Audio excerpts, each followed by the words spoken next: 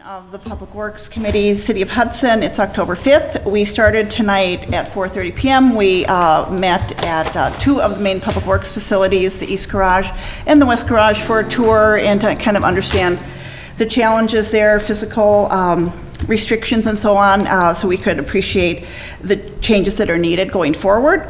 So that was a very helpful tour. We did call the roll there and everyone is present. Thank you. We have Deb Andrews here with us today too as the, part of the Public Works staff. And I would like to open for public comment, if you would like. Appreciate you waiting for us. I knew that we'd be expecting you. Is it Lindsay? Is that correct? Yeah. Thank you. Would you mind approaching the microphone and tell us a little bit about yourself or, your background? I don't even live here. So I work here in Hudson. I don't work for the school district, but I work for a special education cooperative. I don't know if you guys are familiar with CESA. I've heard of CESA. Okay, yes. sure. Yeah, so I work for CESA 11, but I actually live in Duluth, Minnesota. So I drive down every week and I come and I work for a couple days. So my job is an orientation and mobility specialist. So I teach mobility and cane training to people with visual impairments. And so I'm specifically working in your district, and we have at least, I'm sure there's more, but we have at least 18 students in your school districts. And that's just the young people. I'm sure you have a lot of seniors also that have visual impairments in your community. And the one thing I noticed, besides that your city looks brand new, by the way, I would think it was just built yesterday. I'm used to Duluth. There's like a pothole for every person in the city.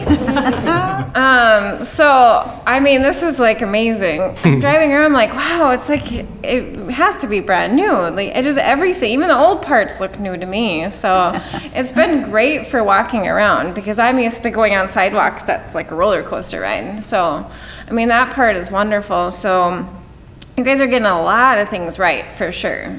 Your crossings are amazing. Like, you actually have 90-degree angle crossings. That does not exist in Duluth. They send you right out to the middle of the intersection. So I definitely appreciate that because I don't see that very many places. Because I think a lot of people like to cut corners. We'll just slap it in the corner, call it good, right? Instead of making the two spots. So I definitely appreciate that because that makes it a lot easier. The only thing that I noticed that I was kind of surprised by, because I've been hearing all this talk that 2nd Street was just redone. This whole section, which definitely does look brand new, and the bridge and everything. But there is no APS signals at Vine and Walnut. And I was kind of like, I was looking all over the pole. I'm like, there's no button anywhere to be seen. And I was just surprised because I'm like, isn't this kind of like a highway and a main road? And so that was one thing that was just a little perplexing as to when it was redone that nobody had thought about putting it in. Because of course, once you're in busier areas, downtown areas, it gets a lot more difficult for people to cross streets, especially those who are visually impaired. So even people with low vision that might appear like they can see very well, they really can't. They like to think they can, but they would easily get hit by a car because they really can't see anything coming. A lot of them won't have any peripheral, which is very dangerous. And so usually we teach them to cross with your near parallel traffic, which isn't too bad if you're traveling along 2nd, because it's pretty steady. So that's not terrible, because at least you have that noise to go with. The issue is if you ever want to cross 2nd. You don't get a lot of parallel traffic, and a lot of people are going to want to turn right into where the pedestrian is crossing. So that's just where you kind of get that increased danger zone. Even on Vine, because a lot of people are going to want to turn onto Vine. So even if someone's trying to cross along 2nd there, you still have all those people wanting to turn into that spot. So that's just kind of where that increased risk comes from. And I feel like, so Duluth has way fewer students with disability, like with a visual impairment, than you guys do. It was very alarming when I found out how many students are actually, in this district with those impairments. It's not common. And from talking with some of the parents, what it sounds like is because of your close proximity to the Twin Cities is why you have more of them here in the city. Because they want to be in close proximity to the doctors. But then they can still live in the small town. But they can, so, because even up north, a lot of our pediatric doctors come from the Twin Cities. So even Duluth has very few, even though it's a big city, very few. So most of them are going to be coming out of the Twin Cities for this entire region. So I think that's kind of why you have a higher concentration in this area. And so I guess kind of moving forward, you know, even I would assume that with the river, you might get a lot of tourism like Duluth does. And so you don't know who's coming in and out. You're right off Highway 94. I mean, it could be just useful for just tourists or anybody who wants to come visit Hudson to have those audible systems so that no matter what kind of disability someone has, it's going to be a lot more accessible for them. So that's just all I wanted to mention is kind of thinking about that in your plans as you kind of redo all these areas and kind of think about, especially those high traffic, high pedestrian zones. Thank you. That's good input, Lindsay. Yeah, and we have an excellent traffic engineer. Dean Chamberlain is our city engineer, and Mike Mraz is our public works director, and are implementing lots of things. One of the challenges on 2nd Street is that was actually a project that was led by the Wisconsin DOT. So I think we might have been a little frustrated in how much input we could give to them, but we appreciate the input to our city, and I don't know if you want to comment on it now, Dean, or we don't always provide an answer when you're here, but we want your input today, so we appreciate that. Does anyone else have a response? I can give maybe a couple additional comments to that, and I appreciate you contacting us to begin with, and for that information. It's really interesting to hear what makes up our community more, more than we knew before. So a little bit, like Joy was saying, that project downtown was led by WSDOT, and they do things a certain way that in a lot of cases we didn't either have input on or didn't like to begin with. But in this case, they actually have a policy that they don't put in APS unless somebody applies for it, essentially. And whereas up in Duluth, that's in Minnesota, and MnDOT, at any signal that they do like retrofits on or whatever, they always put in APS. And it's a policy thing, I think, for the most part. That being said, WSDOT probably wouldn't object to us like putting it in ourselves at some point in time. So it's something that could be retrofitted later. I don't know the cost of that. I don't know. Obviously, we don't have it budgeted right now. But that is something that we can. Basically, I need to tell my students to have their parents start applying for these things because they don't know either. That's the thing is, you talk to them and they don't know that they can ask for things. And we didn't know that until the project started either. For all you can ask for things from your city. Like if there's something that's really impeding your ability to get around, call them. Talk to them. But, high schoolers, it's kind of like you almost have to tell the parents because they're like, well, I don't want to call them. There's an email system that's easy to actually write one email that goes to the mayor and all the council members. Yeah. So absolutely, that would be helpful for, people. If I could get the parents involved to get more, involved, contact us. We would have to seek funding sources and so on, but it's great input, and I thank you for bringing it before us today. You have such an unusual circumstance in your city. And so you just don't usually see that many people with visual impairments in one little area. And so and I get that you don't have as much infrastructure then because you are a small place, as well. You're not like Duluth, a bigger area, but just realizing that maybe you can help your state know that because of your close proximity to the metro area with all the doctors, you're going to probably have a lot more people with disabilities in your community, whether it be physical, medical, the visual, because people don't necessarily want to live there, but they want to be near it. Sure.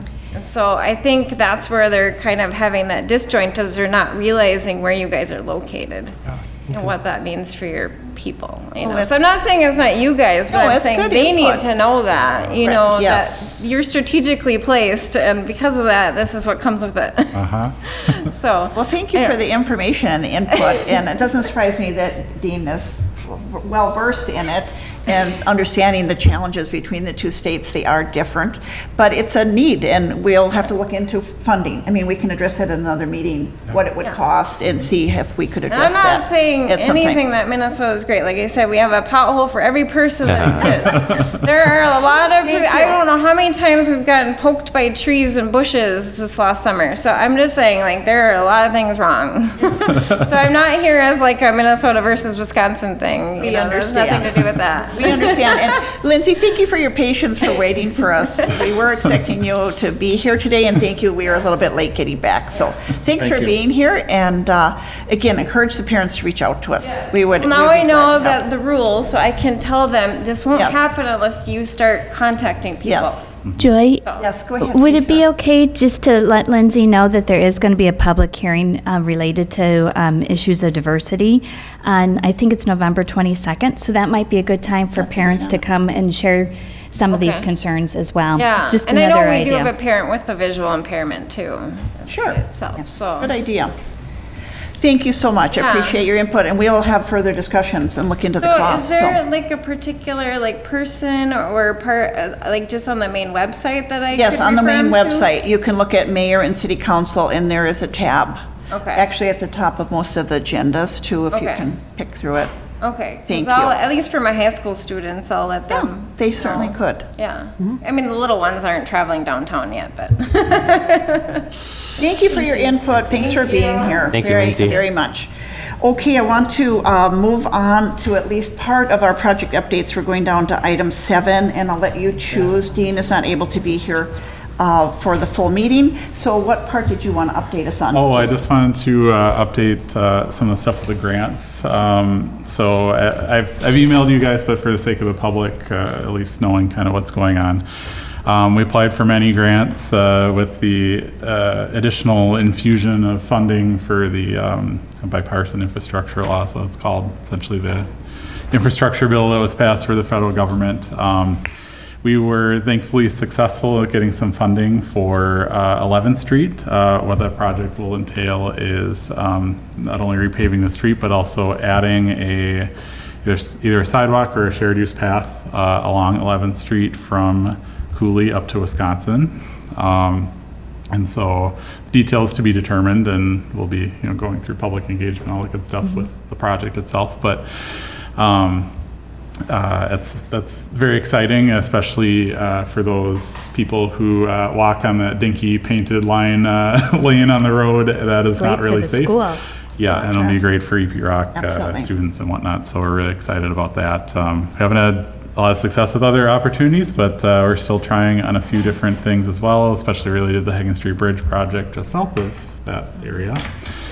And so hopefully at some point in time we'll have some good news for that. But until then, that's what we got for now. So, Thank you, Dean. And for that project, the 11th Street project, we'd be designing it in 2023 and constructing it in 2024. The sidewalks. Yep. Okay. Thank you. Dean, thank you. I just want to thank you for how much time and energy you put into it. I know that's part of your job description, but you go the extra mile. Thank you. Of making those applications and seeking out, which one might be a good fit. And that's a real skill that you have. And yay. Thank you. I'm very happy about it. Yeah, congrats. And then I just wanted to do a really quick update on some of the projects we have going on around town too. If you have time, Yeah, otherwise I got a Mike could minute. do it. Got a minute here. Are you sure? Okay. Yep. So we're ongoing with our sidewalk replacement project in different spots around town. So they've been removing and they'll be replacing a lot more sections later this week and into next week. Our alley project, they literally just removed stuff today on the alley, so we're getting going on that.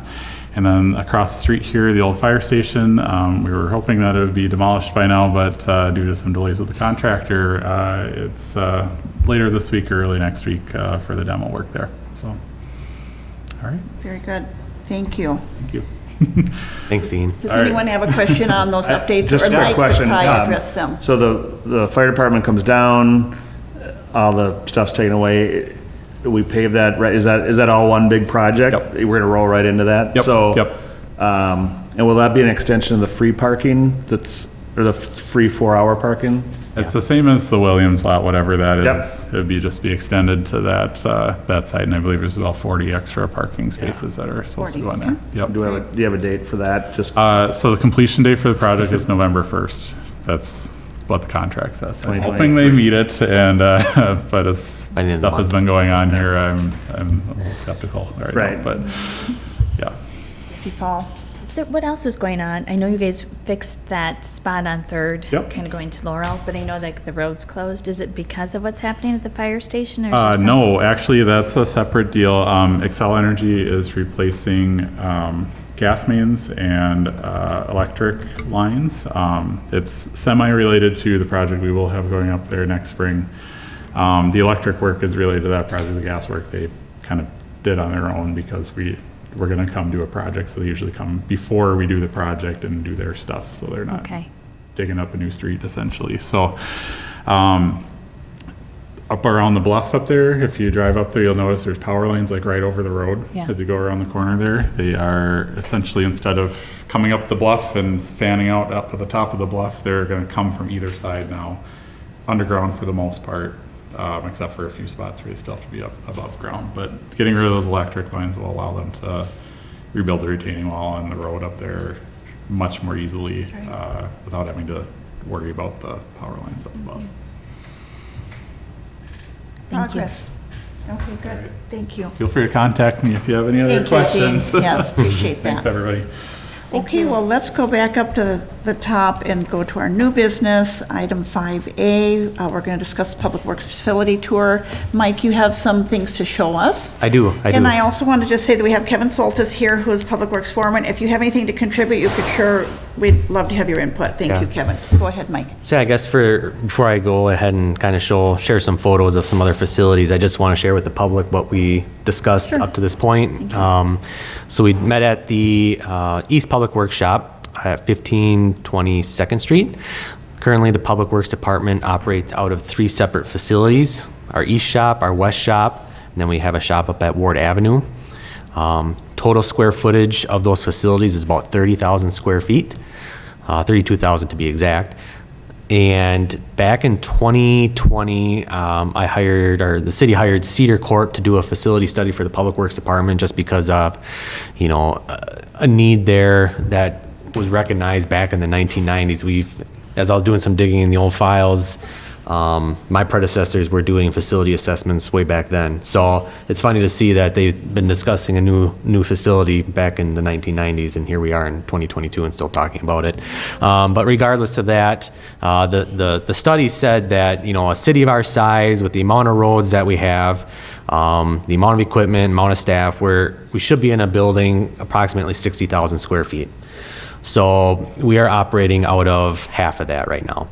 And so obviously there's a need there, for, storage of equipment, just staff accommodations, modern technology. A lot of the process nowadays are on computers, and we only have basically one office and one computer up at our main facility. So just a lot of things have changed in the Public Works Department over the last several years that the city of Hudson needs to, consider moving into the modern ages of public works operations. So with that being said, the Public Works Committee did a tour of the 2 sites, the East and West Shop, asked questions, so on and so forth. And when I got back here, I wanted to just share some photos of another facility that Kevin and I were able to tour here probably a couple months ago, knowing that this was going to be a topic of discussion here at the Public Works Committee and at Finance and Council as part of the upcoming CIP bonding program. I wanted to kind of share this information with all of you, as well as the Finance and Council, just kind of give you some images of what a modern facility looks like compared to what we're operating out of. So with that being said, the facility that I'm showing you is White Bear Lake. They are operating out of 60,000 square feet currently. It was built back in 2010. And I will cruise through some of the photos real quick just to give you an idea and just briefly talk about them. And you can ask any questions you might have. Do you know the size of White Bear Lake, residence-wise? They are like, I don't know off the top of my head. No, it's not. But Google, I think it's like 18 to 20. Okay, Something like that. so comparable. Yep, comparable. So this is their site. Like I said, it's 60,000 square feet. So all of their operations related to public works are out of this building, except for water and wastewater, correct? Yep, they're separate, just like us.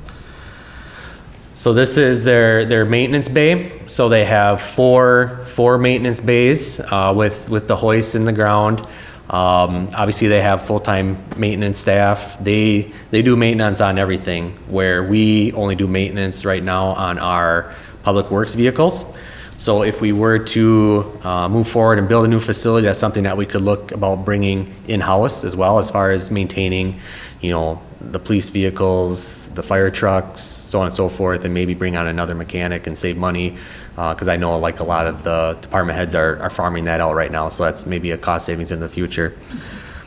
This is kind of another vantage point of their maintenance bay. That's kind of the mechanic's office right there. Attached is a parts room. On top there's storage for mezzanine.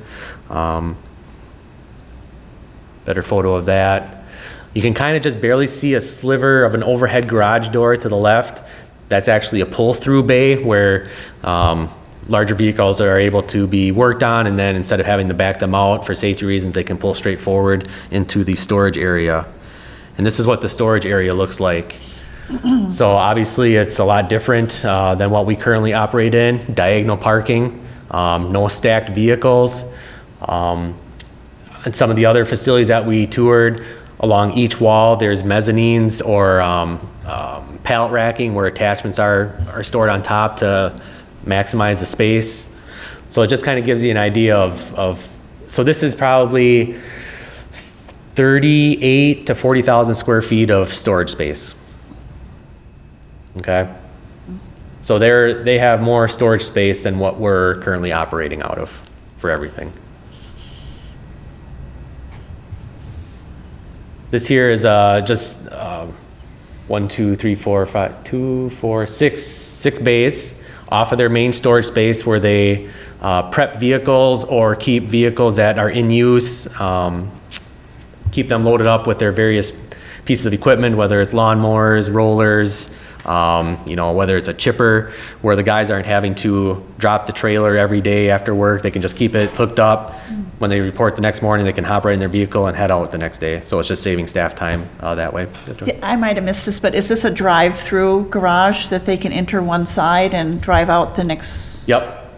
So this is the same, just Yep. a different angle. So I if see. you see on the right-hand side of this photo, you can see one of the trailers that's already hooked up. Oh, so that's sure. kind of, they enter, kind of where the hose reel is to the left. There's a wash bay actually on the other side of that wall where they can pull in their plow trucks in the winter and spray them off, and then they go into the storage facility. They're also able to enter that way and take a right, and that's where they prep or store for the next days of work. Yeah. Staging area, that's the word And I'm then looking they for. can pull right out in the morning. Correct. So they Yep, don't have to correct. back out and jockey Yep, around. Okay. exactly, Thank correct. you. So again, that vantage point, here's their locker room facility. They have a men's and women's locker room. Obviously, we don't have anything right now. This is their lunchroom, break room. To the right, there's vending machines and refrigerators, microwaves, so on and so forth. So that's the last photo I have, but it actually, it just kind of gives you an idea of what a modern facility looks like. Now, obviously, this door, that far door there, just past the squad, that leads out into the office space. As part of a newer facility, would look to, build, some offices for the staff, the break room, the training room, locker rooms, actual training room where we can host trainings, because right now we don't have any place that we can host trainings. We do it up at the fire department for all of our safety trainings or staff meetings, because we don't have, like I said, a space large enough to accommodate that. But yeah, so that kind of just gives you an idea of the difference between a modern site versus what we're operating out of. So, any questions? I have a question that you and I had talked prior, but I don't think it came up today. Could you address how the welding situation and how the accommodations your staff has had to make in order to weld safely? Yeah, Kevin, do you want to answer that? You want to be on camera?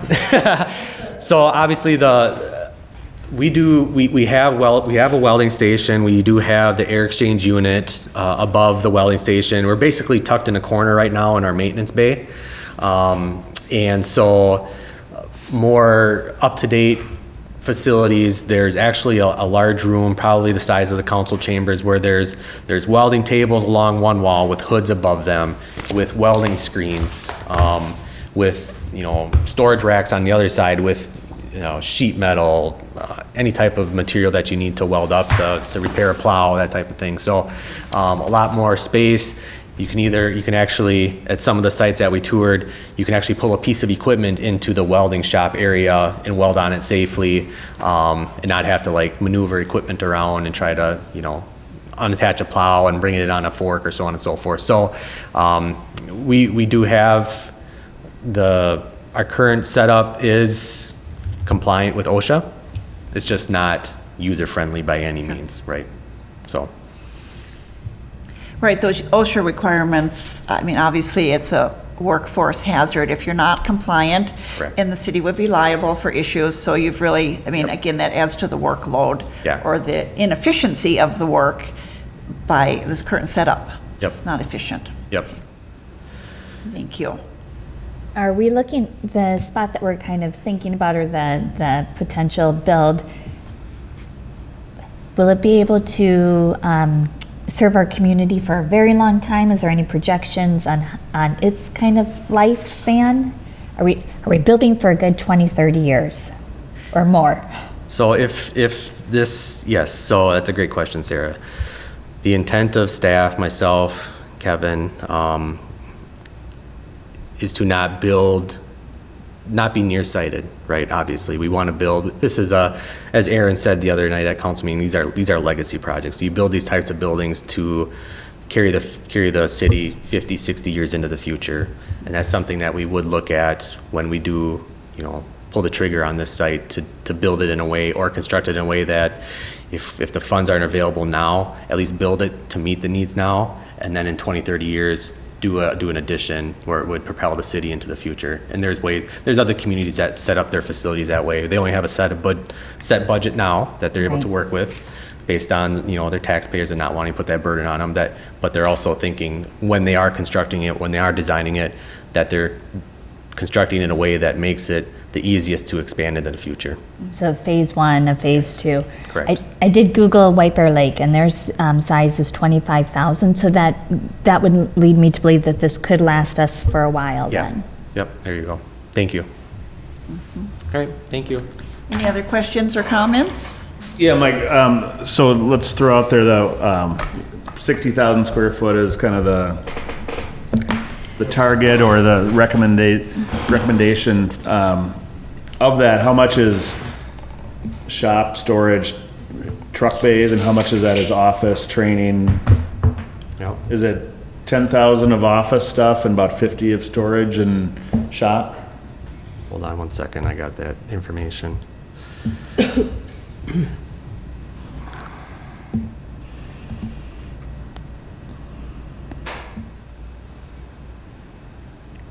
You're gonna do it down to the percentage point for me. I will. 13.974.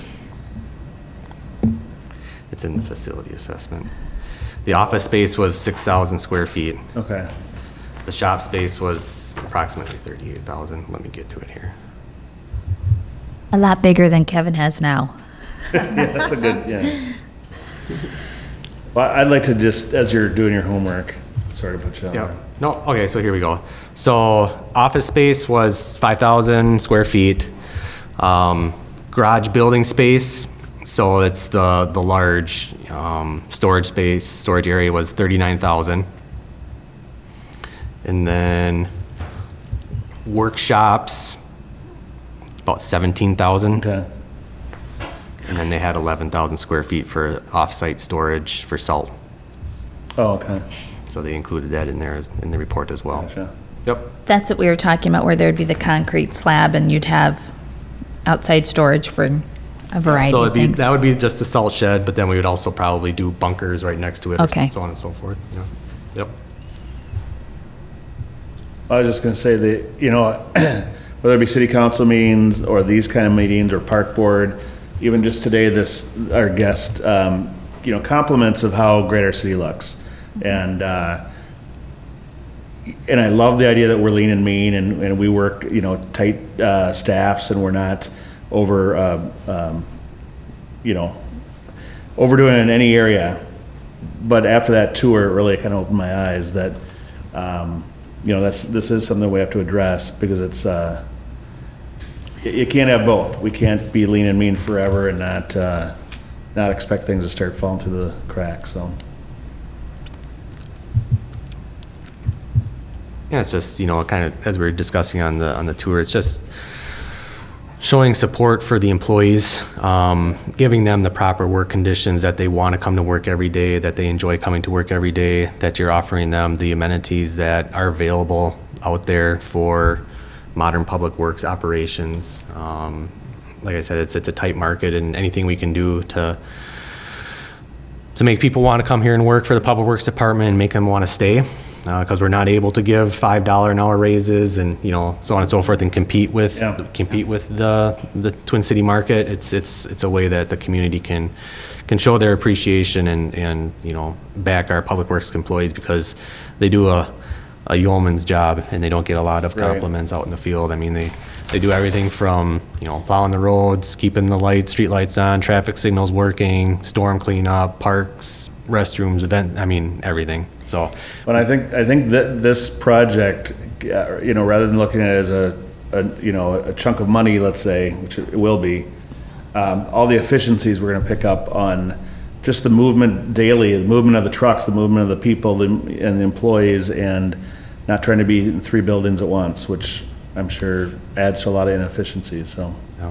Okay. Right, Mike, just issues like the main fuel tank for all city vehicles. They have to drive to the northern edge of the city to fuel up when they need to, and back and forth for supplies. I'm sure during the day that's going to save on trips as Hudson tends to expand out in a different direction. So it is, you're right, to use the word efficiency is important. And I also really want to acknowledge that about hiring and retaining and making it a good and a safe place to work. Yeah. That people can work quickly and efficiently and feel like they can, you know, utilize the skills they have, and will manage to keep our staff efficient and lean by having it set up properly. Right. Rather than always, from what I understand, we went to the garage on the west side of 2nd Street, and, you know, the vehicles are packed in, 3 or 4 deep there, and so if you need a piece of equipment, you have to pull out various vehicles in order to get that piece that you need. And certainly in snow plowing, I can't imagine what it's like there at 2 a.m. on a snow event, Yeah. when people are trying, who gets in what truck, and, you know, what order are we pulling out, and, you know, it's just pretty complicated setup. And specifically, us pulling out of that driveway. Yeah. I don't know if you got a lot of traffic going just for that event, but it took 4 of us cars a good 5 minutes, let's say, to pull out of there. And we're not driving snow plows, or, you know, it's not 2 a.m. during a blizzard. Right. All in a trailer. Yeah, again, back to the efficiency will drive this project the right direction. Mike, just building on both something that Mike and Joy said about employee, what kind of employee engagement have we gotten on this? I know that, like, will they get an opportunity to give their feedback and perspectives on what they would like to see? And perhaps you've already done that, but, you know, they're there every day like you. I'm just kind of curious, you know, have they been part of the process? Yep. So when Cedar Corp performed the study a couple of years ago, we did bring all the staff Awesome. in for a meeting to get their thoughts and ideas on what they would like to see in a new site. Obviously, we took those into consideration when Cedar Corp put together kind of that rough mock building design. A lot of that was based on employee comments and feedback. So we want to get, they're going to be the ones ultimately working out of it, right? Absolutely. So we want to make sure that they're on board with what we're trying to build, so. I figured that was the answer, but I certainly would like our public to know that our employees were engaged in Thank you that, for so that. thank you. Yep. Great. So that's all I got on that. Any other, so is any action step tonight, Mike? No, so no action step tonight. So what happens from here is obviously at an upcoming Public Works Committee meeting, my goal is to roll out the CIP to this committee so that you're able to review it, and that would include everything from facilities to infrastructure, what staff is recommending we move forward with. Okay? You got a question? No, Okay. no, I'm You're like- listening intently. Okay. And you did give us a little exposure to that at our August meeting. Correct. As did Dean. Remember, he had the options of what we might spend a year going forward. And some of the CIP is coming from the administration, from Yeah. Aaron and the mayor. And one of the things we had talked about due to the timing of this month, and I think the CIP is pretty complicated to come together this year. Yeah. With the market up and the market down and interest rates, they're working closely with Ellers to come up with the best plan for us of what we are allowed to do and what we can do. And again, keeping our taxpayers in mind as far as controlling any tax increase. So we have talked about that if the CIP is available here yet in October, that we may need to meet again, Public Works Committee. It could be meeting, obviously we'll make it work for your schedule, but I think the first council meeting in November, we're going to want to discuss it as a council, and the mayor would prefer that the Public Works Committee sign off on it first. So I just wanted to put that out there. Am I on the right track there, You are on the Mike? right track, yep. In other words, it might be 10 days from now that Aaron is ready to release that. And we feel encouraged that the Public Works building is definitely going to be at the early part of the 5-year phase that we're going into. So, but we need to look at it, go over the recommendations. Dean will also have some information to work with then, because he'll know how much is designated for new road work. Correct. So just wanted to put that out there, if you guys would keep that, if you all would keep that in mind, that we'll be in touch, because I think it's the first council meeting is November 7th or something. Yes. And the council will want to be discussing it, and they would like us to have gone over it first. So stay tuned for that part. Okay, well then, let's move on to 5B, discussion possible action on 2023 Public Works operating budget.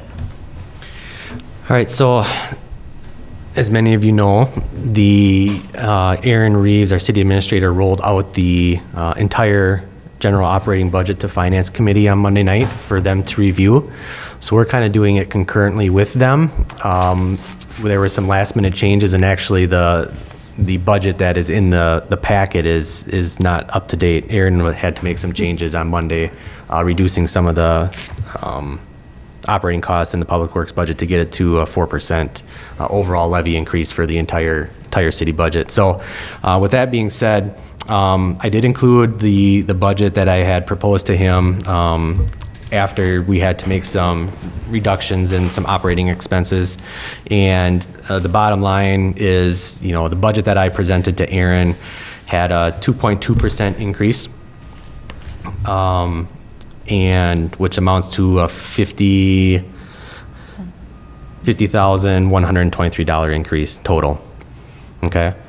So that was last week, Thursday, when this was posted. So the new budget that Aaron presented to Finance Committee on Monday night, it's actually, the Public Works budget was reduced by 1.15%, and a decrease of $24,727.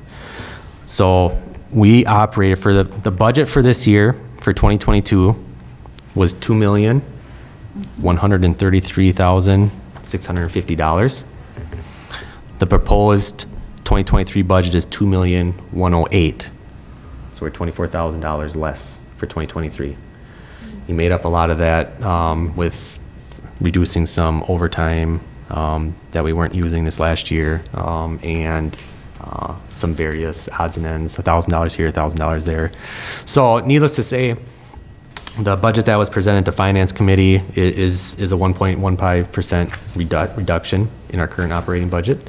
But at least you kind of get a general idea with the budget that was in your packet of what I was looking at, whether it was increasing or decreasing certain line items based on previous year's expenses.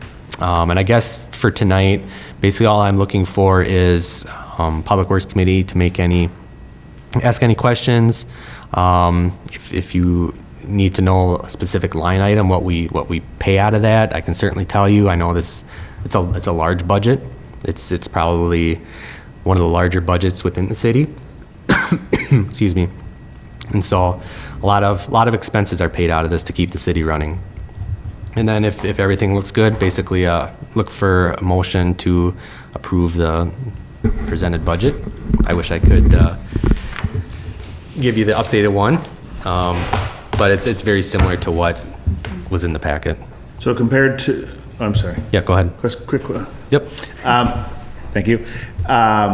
So did you just go back through and did you try to slice thin a few specific categories that you can point out, or was there one that you can't really bail on anything, right, to come up with those numbers?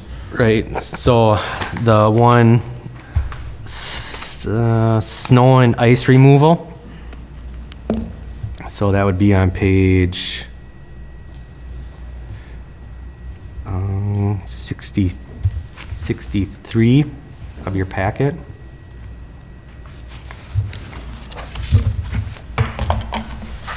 So overtime budget, we had proposed 41,400, and that was reduced down to 25,000. Okay. That's a big chunk of that. Yep. And then under Public Works Administration, you have to go back up to the top. There was an overtime budget of $17,484 that was proposed, and that was reduced down to 1,000. Because Public Works Administration, myself, I'm paid 50% out of that. Our city engineer is paid out of that. Deb Andrews is paid out of that. Us three don't accrue much overtime. I don't accrue any overtime because I'm salaried. Same thing with Dean. Deb accrues a little bit. But then also our engineering tech is paid out of that. He might accrue some overtime, but there's not a lot of employees that accrue overtime out of that, which Aaron was able to reduce that budget by that amount. And those are the two big ones. And so really the ways you have overtime are if there's snow emergencies, some kind of storm situation. Yep. So if something like that came up, then you just have to find some place to take it from? Yeah, overtime is tough. Obviously, that you can't predict the weather. You can't predict storms or traffic signals being knocked down. Right. This year was a lot of traffic signals knocked down, but we didn't have a lot of overtime with snow. Next year might be totally different. So it's kind of it's an estimated guess, best guess scenario that we do. If for any reason we do run into a heavy snow season and we accrue a lot of overtime, we might need to reduce some other items in the budget, not spend as much on marking paint or, removal of trees or that type of thing. Or I could come to city council or speak with the city administrator and say, hey, just to let you know, heavy snow season, we're gonna be over here. Because the thing is it's hard to reduce other services that we count on, painting Right. roads and so on and so forth. So is this where they would maybe go to the undesignated funds and Yeah. pull from there to? Right. Right. I just want to make sure that there's enough Yeah. to make sure we're meeting the needs. But Yeah. it seems like no matter what, if it's needed, we find a spot. At the end of the day, we're gonna keep plowing our roads and doing the necessary services to keep the city operational. And we'll find the funds where we need to find them. One comment that was made the other night in finance was that there would be a cost of living increase coming down, but will that not be applied in 2023, or it will? It will. So 4% increase for staff? correct. So the budget that's presented, that Aaron presented to Finance Committee, does include a 4% cost of living increase. Okay. It also includes a 8.5 increase to our health insurance premiums. So with those two items affecting the city budget, we were having to reduce some of our operational costs as department heads to keep, so that we weren't coming in at a super high levy increase, because we want to be cognizant of the taxpayers' money.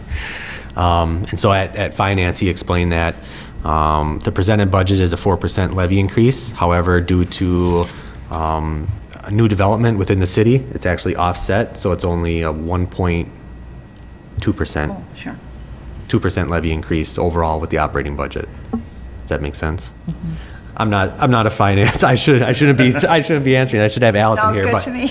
yeah. Needless to say, whenever we're presenting these budgets, we're obviously keeping in mind the overall impact to the taxpayers, and we have general targets in mind that we're trying to meet, so that we are not increasing taxes to the residents, but yet still meeting the needs of the community and servicing the community.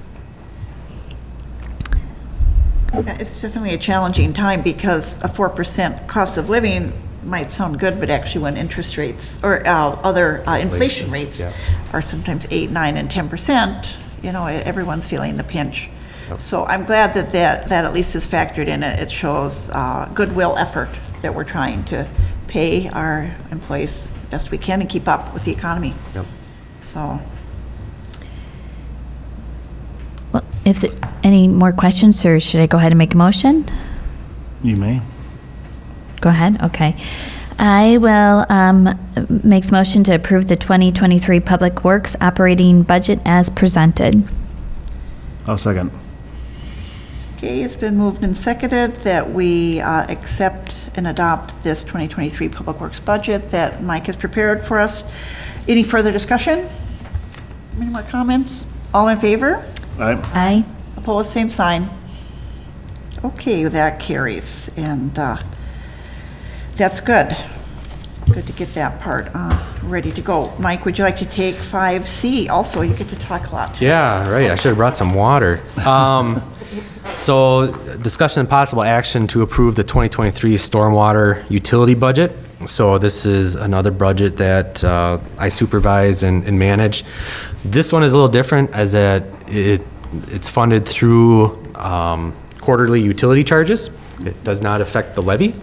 And so the budget that I have in front of you is a 1.7% increase from the previous year's budget. The entire budget is supported by the stormwater REU charges. We're anticipating collecting $550,000 next year in stormwater utility charges. That's an increase from $525,000. That just goes to show the increased development, whether it's single family, townhomes, commercial businesses, so on and so forth, is put into that fund. And so out of that fund, it supports several programs related to stormwater, including employees. We currently pay a certain percentage of employees out of this fund for 6 full-time employees at various percentages out of this utility, on top of our street sweeping, our collection system maintenance. We have lift stations, storm lift stations, administration, and inspections. And so out of this stormwater utility, we use these monies to meet our MS4 designation, whether that's public education, maintenance to our stormwater ponds, any stormwater projects that we have that fail throughout the year that we need to repair and hire a contractor for. So the money that we collect goes towards us meeting that MS4 requirement. So, like I said, the budget that's in front of you was a 1.7% increase, which was an increase of $9,000. So, the revenue that we expect to take in this year is $550,000. Our estimated expense is $534,592. So I kept it fairly conservative, just because, and anything that we don't spend stays in the utility. And the last time there was any kind of rate increase or anything related to this, looks like it was in 2019, is that right? Correct. And so there's no increase, the extra money is coming because there's more there's more homes. Yes. Yep. Is there a kind of a schedule for when there would be a rate increase? Just kind of, okay. We don't have a schedule, and when I first got here, it was one of the first things that I looked at, improving, just because I knew of the needs within the community, especially with our stormwater ponds, and the cost that it was going to take to Right. bring them up to compliance. Yeah. And so when I first got here, I support, I brought forward an increase to the stormwater utility charge, and I put it at a rate that I felt comfortable with, that we wouldn't have to touch it for several more years. Okay. Yeah. So that, Based on- that was when you, this was about when you started? Yeah. Okay. And that was based on getting feedback from other communities Okay. that have MS4 programs and what they were charging. What do businesses pay? I mean, a household is a flat rate, right? There's no usage. Right. Like our water utility is based on our usage. Yep. So it all depends on how much square footage of impervious surface is on their site. Okay. So the larger the building or larger the parking lot, Okay. they get charged more. Okay. So an RU, one RU is $12. Okay? So every quarter, a single-family home will pay $12 per quarter. Oh, yeah. Okay? All right, so our largest charge is anything, a building that has 289,000 square feet of impervious surface. So those are very, very large buildings. Those are charged 100 REUs per quarter. That's So 12. 100 times 12 Yeah. per quarter. Okay. Okay? So that's like. We don't probably have very many buildings that fit that. They're more in Industrial park? yeah, yeah. They're more in the 72,000 to 289,000, which is 30 REUs per quarter. Okay. Times 12. And I don't have my, but that gives you an idea. Thank you. Yeah. Yes, so they pay a proportion, larger, definitely. Yep.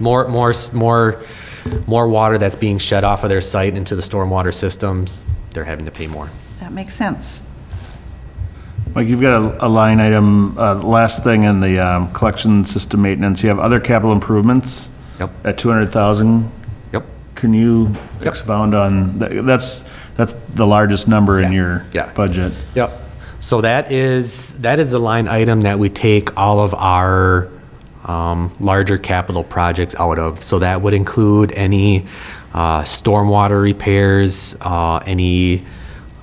we take our collection ponds, our stormwater Okay. pond maintenance out of that. So for example, the pond that we're maintaining off of Grandview Drive, just south of the Storm Pine subdivision, up to date, we are at $130,000 for that pond. Okay. And we just approved a contract to dredge that out for $25,000. So when it's all said and done, we're about $155,000 for the year. That one, For okay. that one pond. One pond, Yeah, that one.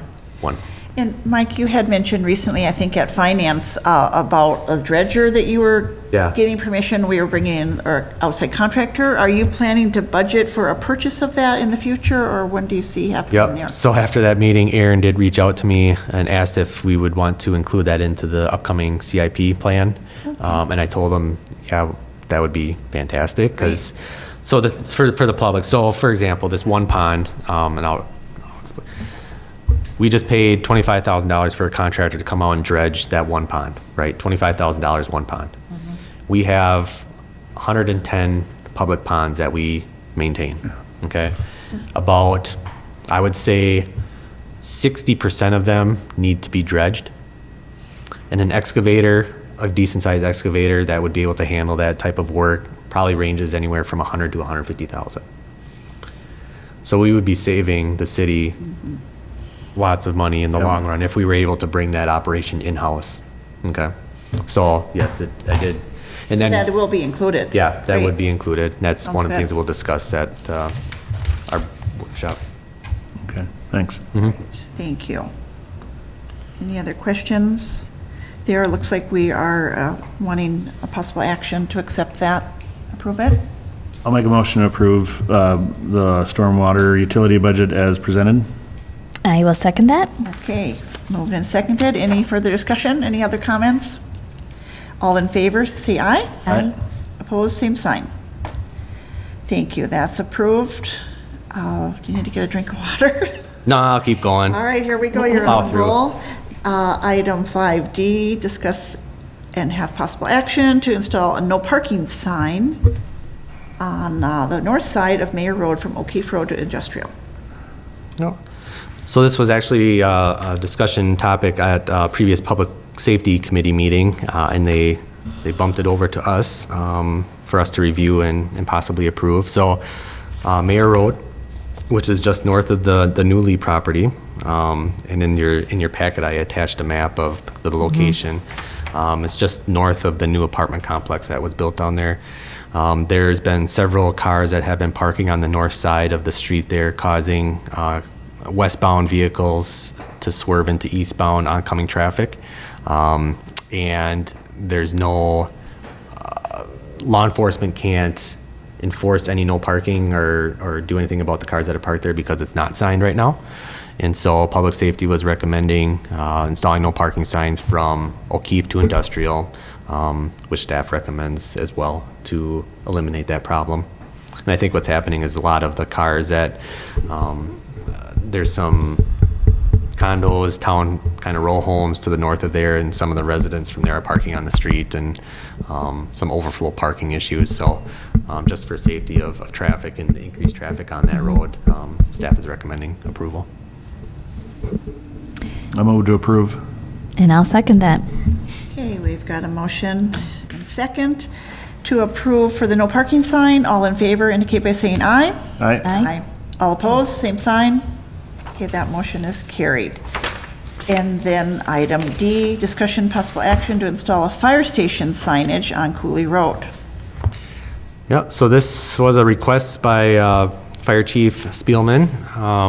Obviously, as they're pulling out onto Coulee Road, traffic is not stopping for the whistles and the sirens, and he feels that adding some fire station ahead or some type of signage to alert vehicles that there might be potential trucks entering Coulee might be a good idea. I did say that putting up passive signage, like the one I have displayed in the packet, where it's just basically a fire truck that says fire station, it might not get the desired effect. And he said that he would look into getting user activated signage where there's actually like LED lights that start blinking when the fire trucks are approaching.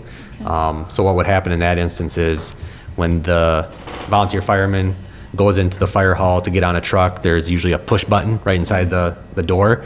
First thing they do is they hit that and it activates the sign alerting vehicles that, there's potential fire trucks coming. So temporarily, he said, can we install these and just, see if they have an effect, even if they slow down or stop a couple cars and alert them, that's better than none. And so I told him I would bring it to Public Works Committee, and we would pay for the signage and installation out of the Public Works budget, and I estimate expense of $400. And our current balance in that line item is $7,000. I have a question about that roadway supplies, because I know there have been other questions or concerns brought up throughout the course of the year. Often they do get addressed by public safety first, because citizens come to the Public Safety Committee with those concerns. And there might be a recommendation for a sign or a change, or the speed humps, Right. delineators that are on 9th Street. Do those items come out of this budget each year? Yeah. And how much do you usually start with at the beginning of the year? That one, we use on the spot, but- 15,000 in Okay. that one. And does that seem an adequate amount? I mean, are getting more So demand? this line item, we typically subcontract out line painting. We'll bring in like a Century Fence or Sir Signs a lot to do a lot of our main line striping. We didn't do anything like that this year or last year, just because we were able to add line painting on top of our seal coating projects, because we already had the painters in for those projects. So we just said, I'll just hop over and hit these two things. And we took it out of the CIP. So typically, like I said, we do use up a majority of this line item on Sure. subcontracting. So in years that we do bring those subcontractors in, we deplete that fund down to zero, and then, like I said, there's no room for speed humps and delineators, and then I have to find another. Yeah. Because issues come up throughout the year, or concerns are addressed. That we don't budget Even tonight, for, we're yeah. hearing about the concern about the noise activator for the crosswalks. And so, yeah, it's interesting. Would the fire department be budgeting for the LED light themselves? Okay. I told Drew, I said, you can budget for it, you can pay for it, we can install them for you. There you go. Yeah. Fair enough. Thank you for explaining that. I'll move to approve. And I'll second that. Okay, we've got a motion and a second to install the fire station signage on Coulee Road, and all in favor indicate by saying aye. Aye. Opposed, same sign. Motion's passed. Thank you. I just want to apologize that I forgot to have the minutes approved. We were meeting off-site, and then when we got here, I was trying to be conscious of the people's time getting going. So I would like to go back to that part of the agenda, and then we will do old business. So does anyone have any comments on the minutes from the August 3rd? I took a look at them and I thought they looked fine, so I'll make the motion to approve the minutes from the August 3rd meeting. I'll second. I only have one comment, as I think we started at 5, and it says 5:30 on the minutes, I believe. So that's a slight correction. Oh, yep. You can double check on that, Deb, if you would. Thank you. Okay, moved and seconded. All in favor to accept the minutes? Aye. Aye. Opposed? Same sign. Thank you. Okay, now let's go to old business. We're going to be discussing, because this has been a topic that's been brought up before, different components of it have been discussed or mentioned and suggested to members of the Public Works Committee, but Councilmember Brooke has taken a particular interest in it, talking about composting options for the City of Hudson. And so would you like to address that, Sarah, or share some information, or do you want Mike to? Well, Mike, I didn't know if you wanted to, you had mentioned you had seen some great options when you were at the White Bear Lake location. I don't know if you wanted to kick it off or if you'd like me to give some background information on meetings we've had with Waste Management. You can let me know. So do you want to discuss the food scraps or just composting in general? Let's do food scraps. Thank you. I appreciate you clarifying that, because in my mind, I was thinking about leaf and lawn waste, which when we were out meeting at the West Garage, we talked about how some years ago there was like a roll-off dumpster for certain weeks or a month in the fall, and residents could just bring and leave, drop leaves there for no additional cost to have that hauled away. And so I was thinking that that was a focus that you had here this fall, but I understand that you are diving into a different area. So appreciate that clarification. Right now through Waste Management, people can do an organic waste, so the yard waste, and that is an extra service that people can pay for. That's good. I think April through October, I think you can put it out. A lot of times they go, and I do have one of those carts, Okay. and they often pick up in November. Okay. Too, if depending on the weather. So it's an additional fee. It's a user fee. Not everybody has it. For example, with the recycling, everybody has that and is charged for that. But the organic waste, or the organic Yard waste. Yeah, Yard waste. thank you so much. That is something you can choose to add on if you want to. And we also have the option where residents are able to, if they don't want to pay for the cart every month, they also have the option of purchasing tickets and using biodegradable bags and stuffing them and putting them out on the curb and then calling it in and having Waste Management pick them up. So those are kind of the two options we have right now for yard waste. Yes. We do not have any options for food waste. So with that, I'll turn it over to you. You give background, Okay. and then I'll And then chime in. you'll talk about some future thoughts. So along with the St. Croix County, met with our contact at Waste Management and asked about, we knew that composting was available in parts of the Ramsey County and Hennepin County.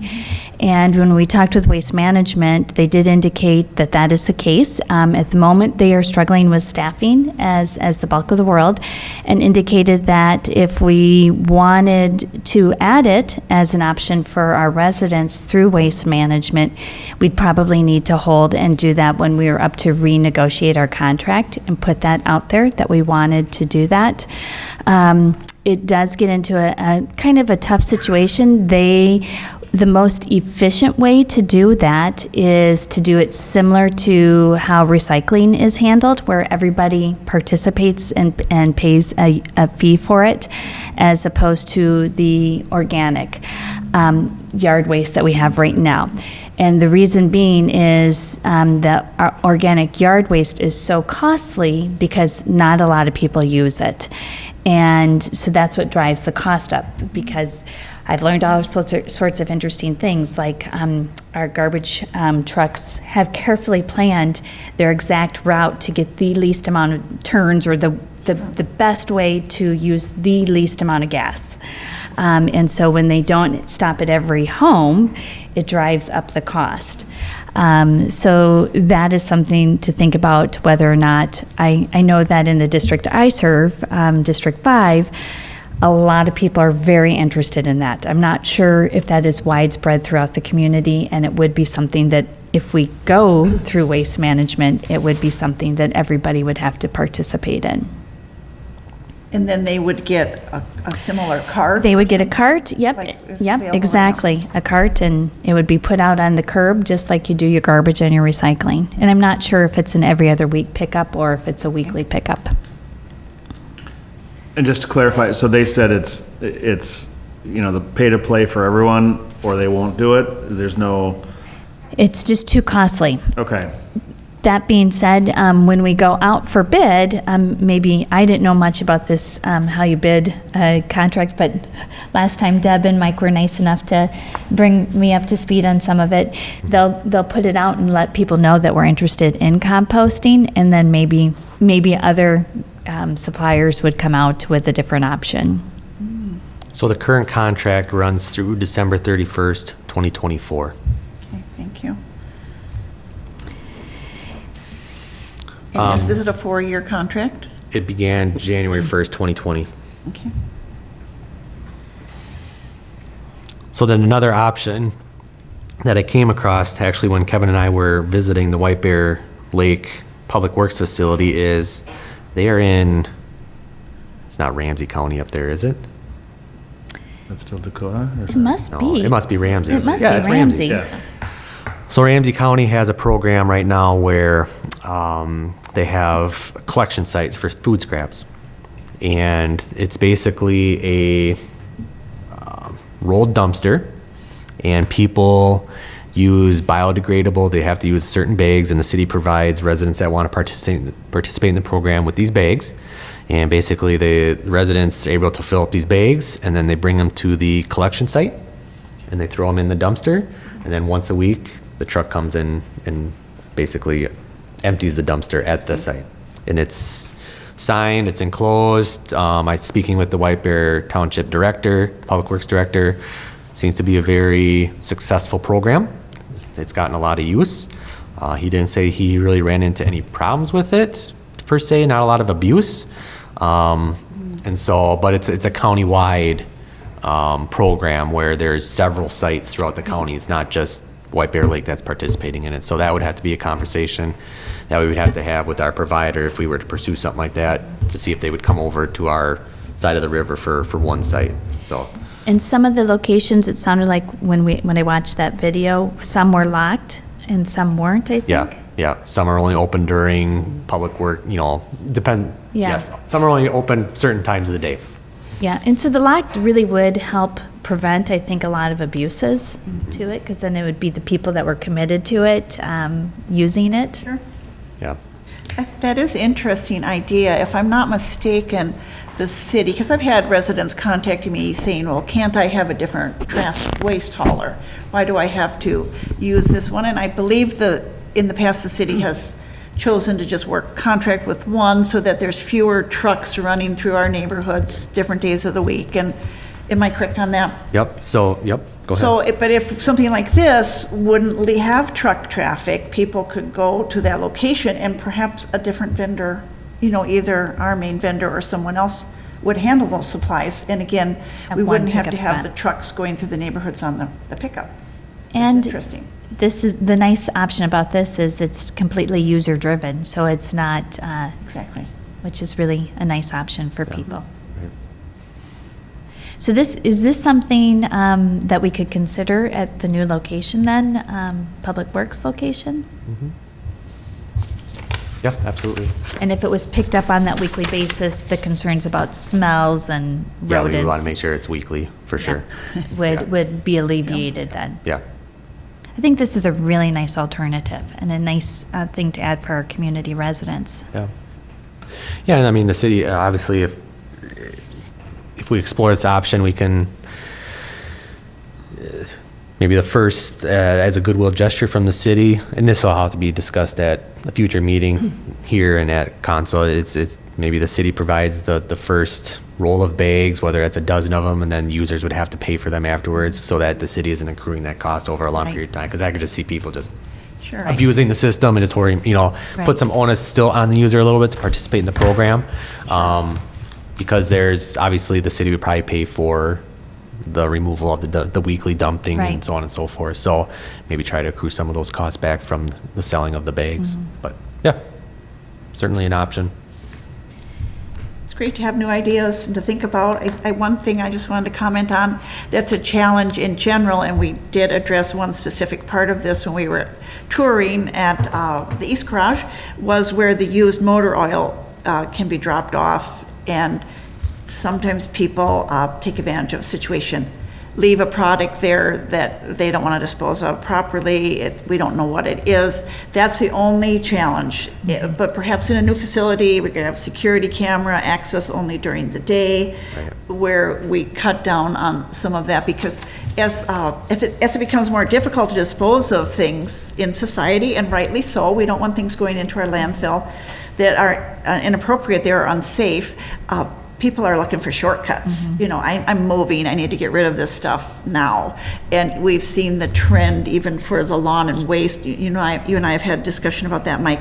The couple of communities that had them, New Richmond, River Falls, where they would take yard waste, have sort of shut their facility down even for that simple item because it was being abused. Yeah, correct. So we always have to keep an eye out for that, because there's liability and cost. If it's an unknown item, a chemical or some fluid, we have to take every precaution to handle it properly, and then, so that's extra time and money for the city staff to take care of. Yeah. So, Yeah, and it's, obviously, whenever you're having some type of drop-off site for any type of material, whether it's chemicals or leaves or branches, people do take advantage of that, and then the city does accrue those costs to dispose of it. So if we were to develop a program like this for the food scraps or organic waste, if it is abused, we may need to revisit it and just let everybody know that off the get-go. It's like, this is a program that the city's willing to offer, but if we end up having to, Don't make us scrap the scrap. correct, yes, don't abuse it, and if it does, then obviously you have to pull the plug on it sometimes. Exactly. So just so everybody's aware of that up front. Well, I'm wondering if we talked about the used motor oil in our perfect system, the city collects that and uses it to offset our gas or electric heat bills in those buildings. With this, is the product that gets Compost. filled in this dumpster, is this a product the city could reuse? Is this? No. So basically what happens is the contractor, or the supplier, the provider, so let's just say it's Waste Management, Yep. they come in, they collect the scraps, they take it to a regional facility where they're processing it, and then they sell that back to box stores, and they recoup their costs that way. Okay. I'm not aware of any program where city residents are able to use that material back Okay. free of charge. But I like that thinking. I wish there was a way. See? Yeah, that would be nice. And again, I think oil is oil, and then everything else is bad, right? There's 2,000 things you can put in here, but everything else you can't. But that's my fear too, is that Yeah. if you don't do it right, you could ruin the whole batch, let's say, and We would have to vet this. We would have to be in communication with Ramsey County, Dakota County, what has worked, what hasn't worked, what are things you wish you'd change, talk to the provider to make sure that we put forward a program that is going to be successful, because like you said, it's challenging. yeah, I think River Falls is working on this. Are the they? food Yeah, recycling, food scrap? And I Okay. have family in Dakota County, and you have to go through a training. So if you're going to participate, you do, or maybe it's something you watch online or something before you can Yeah. do that. And I do like the idea of maybe keeping it locked and having a code for the users, or I don't know. Yeah, That would really add a nice little safety yeah, it would. feature to it. But Okay.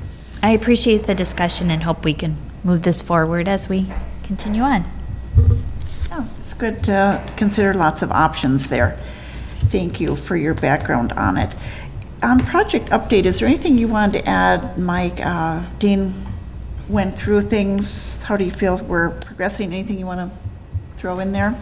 I'll just say that obviously our salt shed, now that winter is coming, quickly approaching, unfortunately, the staff is going to be, right now our mechanic is doing all of our DOT inspections on all of our plow trucks, make sure that they're up to date. I do want to schedule someone to come in and calibrate our salt sanders, salt spreaders this year, within the next month and a half, so to make sure that the computer is matching what the output is in the truck.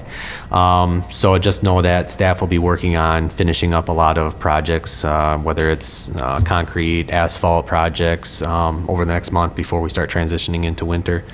So Okay, lots going on still. lots going on, so Hopefully we'll have a nice long fall. I sure hope so. Get through that. Yep. So thank you. Okay, great, thank you for that. Any communication or items for future agenda that anyone would like to bring forward? Okay, I'll make a motion to adjourn. Second that? okay, moved and seconded that we adjourn. All in favor? Aye. Aye. All opposed? Very good, we're adjourned. That was a 2-hour meeting, but very interesting. Thank you. Thank you.